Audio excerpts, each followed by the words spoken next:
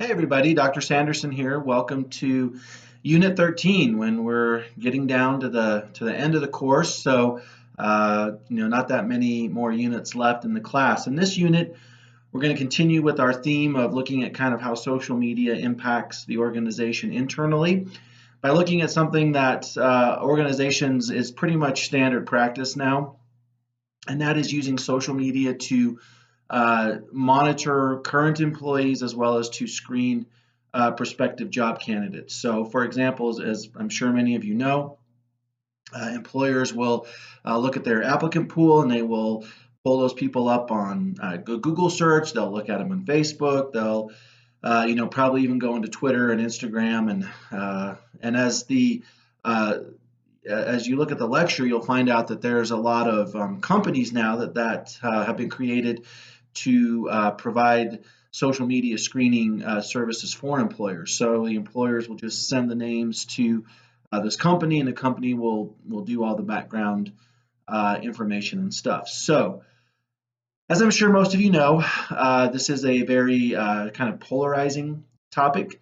There tends to be, as we'll look at in the lecture, and in some of the materials, there's very mixed views on this practice. So on one hand, it allows employers to perhaps reduce risk and reduce, if we think about uncertainty reduction theory, reduce uncertainty about the people that they are going to bring into their organization.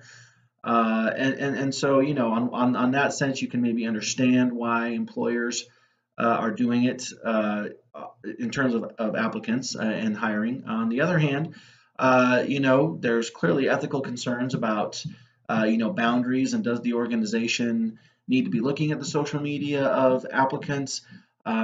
You'll look at a resource in the lecture that research found that there was no correlation between social media content and job performance. So there's questions about how accurate social media content is being a predictor of job performance. And then there's some discrimination concerns as well that, employers could find out information about a person's, religious affiliation, their political orientation, their sexual orientation, their views on certain topics, things that you can't ask about in an interview, and so that could potentially bias them in their screening. So we'll look at how employers are doing this in terms of hiring, but we'll also look at how they're doing it in terms of current employees or monitoring people who are already in the organization. So if you just do a simple Google search for employees fired for Facebook, employees fired for Snapchat, employees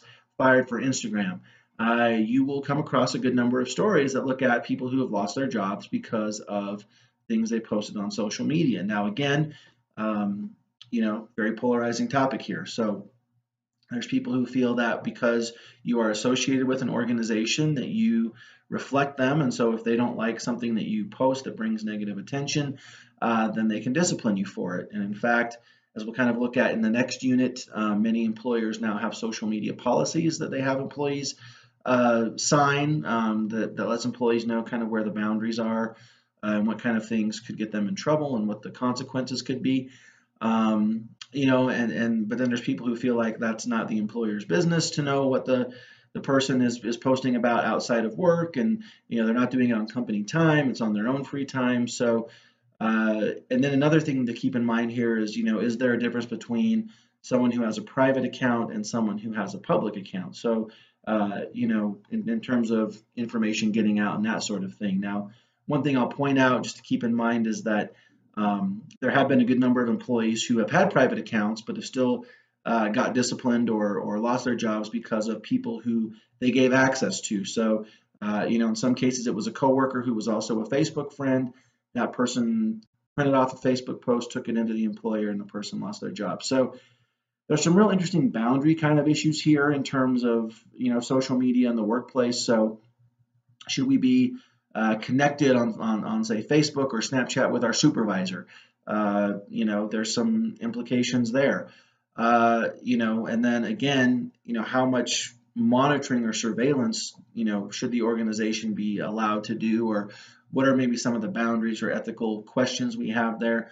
So there's a lot going on with this topic. So, it's something that, in human resources, in that profession and in that discipline and within law, something that a lot of people are really talking about and trying to figure out, what to do and what are best practices. And as we'll learn in the lecture, oftentimes what employers are doing is way ahead of the law and policy. So it takes law and policy a while to catch up to practices that employers are doing. So, for example, a lot of employers used to ask for social media usernames and passwords.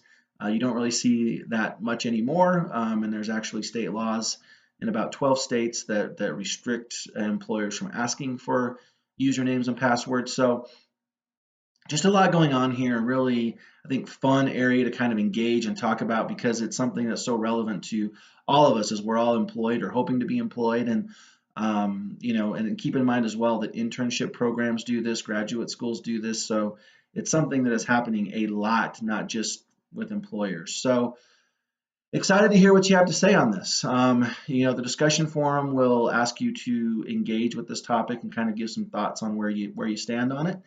And then also remember in the next unit, you're going to have another assignment due, which is your cyber vetting paper. And essentially what you're doing there is you're finding 2 academic journal articles that are related to social media monitoring or to cyber vetting, which is when you're using social media to filter applicants.